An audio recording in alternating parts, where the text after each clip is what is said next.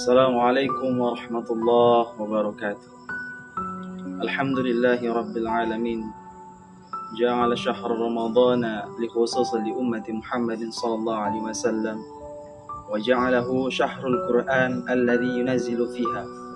Wassalatu wassalamu ala sayyidina Muhammadin sallallahu alaihi wasallam wa ala alihi wa sahbihi wasallam ajma'in.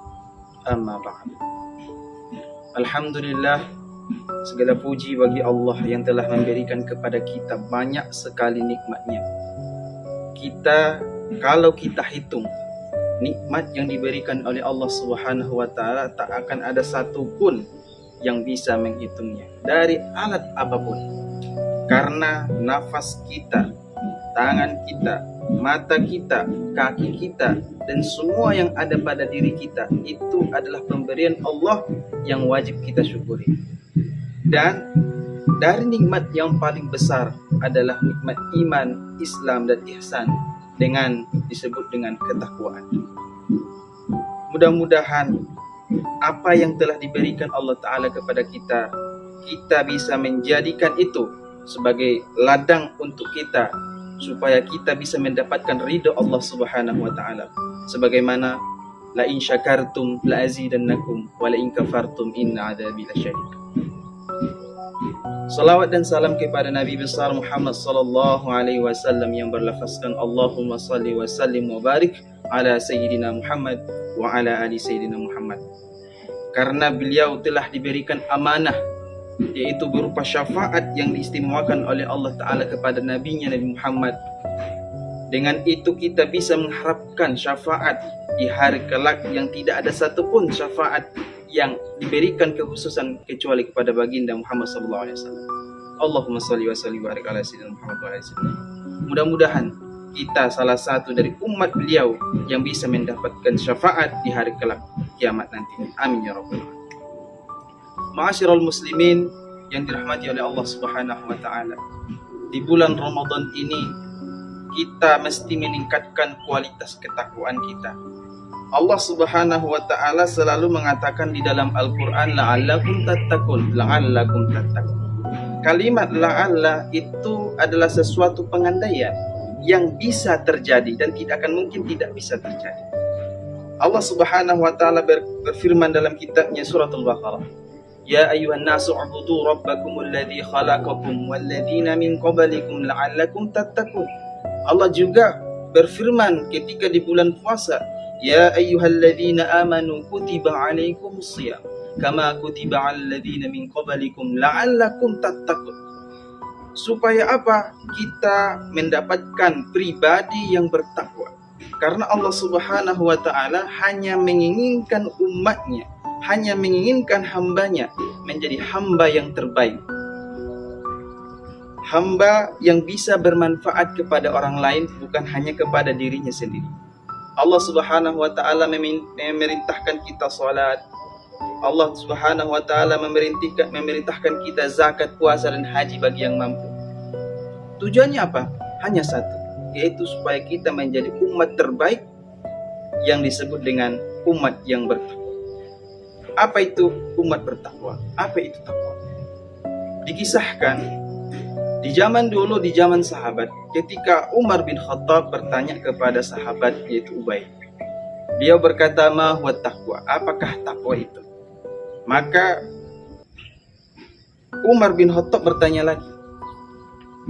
Ketakwaan itu adalah engkau ketika berjalan di suatu jalan yang banyak duri, dan kita bagaimana menanggapi itu? Maka Ubay menjawab, dia mengatakan ketika saya berjalan di tempat yang banyak durinya atau rintangannya adalah dengan berhati-hati. Maka makna takwa di sini adalah ketakutan dan kehati-hatian kita di dalam beribadah kita, perbuatan kita, dan apapun yang kita lakukan di muka bumi ini. Untuk apa? Supaya kita menjadi umat terbaik. Kalau di dalam tafsir Jalalain disebut takwa dalam ayat yang kedua di suratul Baqarah, Dzalikal kitabu la raiba fihi hudal lil muttaqin. Al-Quran itu adalah petunjuk bagi orang-orang yang bertakwa. Yang mana orang-orang bertakwa menurut dalam tafsir tersebut disebut imtithalil awamir wajtinabin nawahi, yaitu adalah mengerjakan segala perbuatan yang baik yang diperintahkan oleh Allah Subhanahu wa taala dan menjauhi semua larangan-larangan yang diperintahkan oleh Allah Subhanahu wa taala. Maka oleh karena itu, kita sebagai umat yang beriman, sebagaimana Allah Subhanahu wa taala mencetuskan kita sebagai orang-orang yang tidak merugi, sebagaimana dalam hadis Nabi sallallahu alaihi wasallam, ittaqillaha haitsu ma kunta wa'til hasanata sayyi'ata khaliqin nas bi khuluqin hasan. Dimanapun kamu berada, maka senantiasalah kamu bertakwa, dan jadikanlah ketakwaan yaitu berupa ketakutan kita, kehati-hatian kita ketika ada suatu dosa kita tanam atau kita timbun dengan pahala yaitu kebaikan. Niscaya ketakwaan akan meningkat dan berbuat baiklah kepada manusia dengan sebaik-baik akhlak. Ma'asyiral muslimin yang dirahmati oleh Allah Subhanahu wa taala. Allah Subhanahu wa taala menjelaskan dalam Al-Qur'an bahwasanya orang-orang yang berbuat baik adalah orang-orang yang bermanfaat, yang disebut dengan orang-orang yang bertakwa. Wal 'asri innal insana lafi khusr illa alladhina amanu wa 'amilus solihati wa tawasaw bil haqqi wa tawasaw bis sabri. Siapakah itu orang-orang yang merugi dan orang-orang yang tidak merugi? Orang-orang yang tidak merugi adalah orang-orang yang beramal saleh, yang membantu memberikan kesabaran kepada orang-orang yang tertimpa musibah dan memberikan nasihat sesama manusia.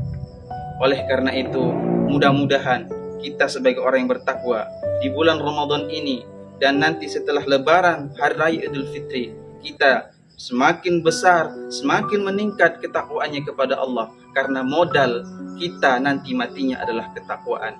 Ya ayyuhalladzina amanu taqullaha haqqa tuqatih wa la tamutunna illa wa antum muslimun. Janganlah kita mati kalau bukan dalam ketakwaan. Mungkin cukup sekian yang bisa saya sampaikan. Mudah-mudahan bermanfaat untuk kita semuanya. Wabillahi taufiq wal hidayah. Assalamualaikum warahmatullahi wabarakatuh.